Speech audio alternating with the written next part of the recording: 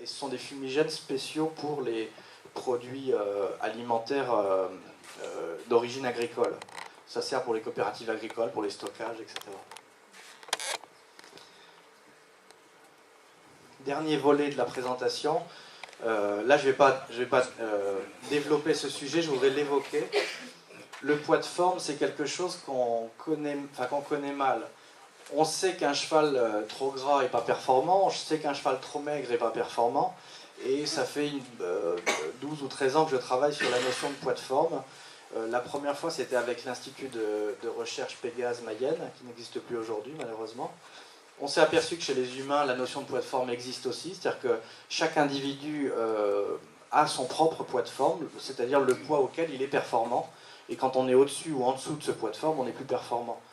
En général, un cavalier sait parfaitement identifier le moment où le cheval est performant dans sa durée. C'est-à-dire que quand le poids est stable, que le cheval est stable, en général, il est performant au moment où il est stable. Toute la difficulté de l'alimentation, c'est d'arriver à maintenir ce poids stable, quelles que soient les conditions de vie du cheval. Petite astuce, pour arriver à gérer du poids de forme, il faut se poser la question de l'alimentation du cheval qu'une fois par mois maximum. C'est-à-dire que très souvent, comme on n'a pas de rythme auquel on regarde le cheval et qu'on se pose la question de la ration, on attend qu'il soit très maigre pour augmenter ou trop gras pour diminuer.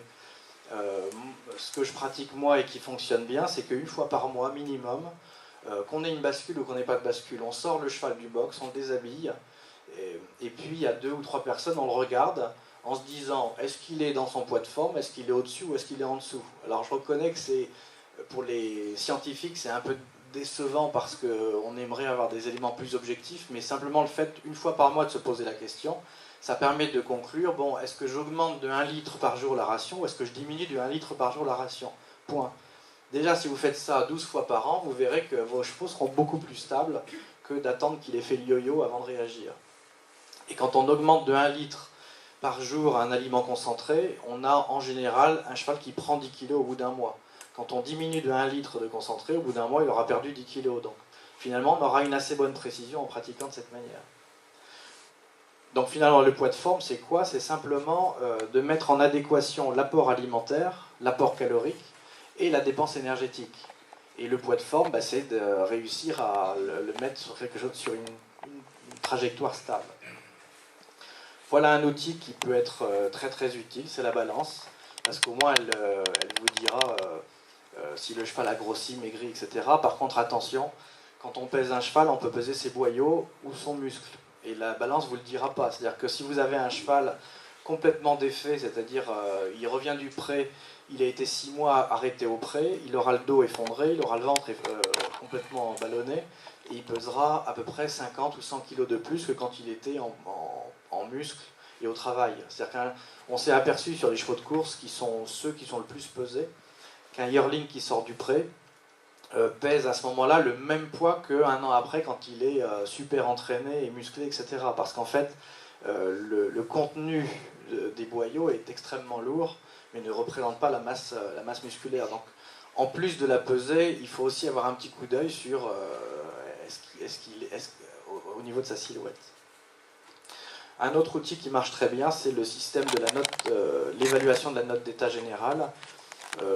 Moi, je pratique ça de plus en plus souvent parce que finalement, si une fois par mois, vous sortez votre cheval et vous vous posez la question de est-ce qu'il est très maigre, note 0, est-ce qu'il est obèse, note 5, et puis est-ce qu'il est ni gras ni maigre, note 2,5, c'est-à-dire l'intermédiaire entre trop gras ou trop maigre.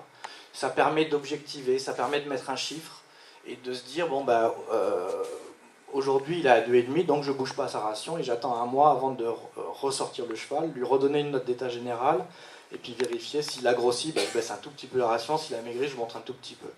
Voilà. Donc c'est un outil qui est rudimentaire, mais qui est mieux que de ne changer les rations que sous le coup de l'émotion. Vous savez, il y a des jours où on est en forme, il y a des lundis où on n'a pas envie d'y aller, et ce jour-là, soit on voit les chevaux trop gras ou trop maigres, donc il faut se méfier du côté affectif qui existe entre l'homme et le cheval. Ce genre d'outil, ça permet d'objectiver et de prendre du recul par rapport au côté affectif. Ça, c'est un scan d'un vieux bouquin que j'ai trouvé dans une librairie qui montre que déjà, à cette époque-là, on était... Enfin, déjà... j'allais dire, on était à cette époque-là beaucoup plus technique qu'on ne l'est aujourd'hui. C'est-à-dire que ce livre explique que finalement, il est absolument impensable de ne pas peser les chevaux. C'est-à-dire que peser les chevaux, c'est une manière de gérer leur alimentation. Et que quand vraiment on n'arrive pas à avoir de bascule, à ce moment-là, on fait du pointage ou de la méthode barymétrique, ce que je vous ai montré tout à l'heure, le pointage. Et le but de tout ça, c'est de calculer. Alors dans ce livre-là, il parle de la ration d'avoine, déjà, pour atteindre finalement le poids favorable. C'est-à-dire ce que moi j'appelle le poids de forme. En 1800 ou 1700, on appelait ça le poids favorable. Donc finalement, cette idée-là n'est pas du tout nouvelle, c'est quelque chose de très ancien. Chez les humains, on connaît ça très bien, que ce soit chez les footballeurs ou chez les coureurs d'endurance. Voilà, j'ai terminé la présentation, je suis à votre disposition pour les questions, et je termine par une jolie image.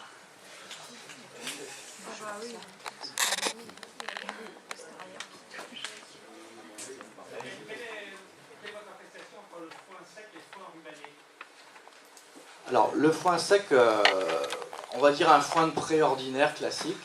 J'ai jamais d'état d'âme avec du foin sec classique. On peut en donner à volonté sans jamais d'accident. Minimum 4 kg, maximum il n'y en a pas, c'est à volonté.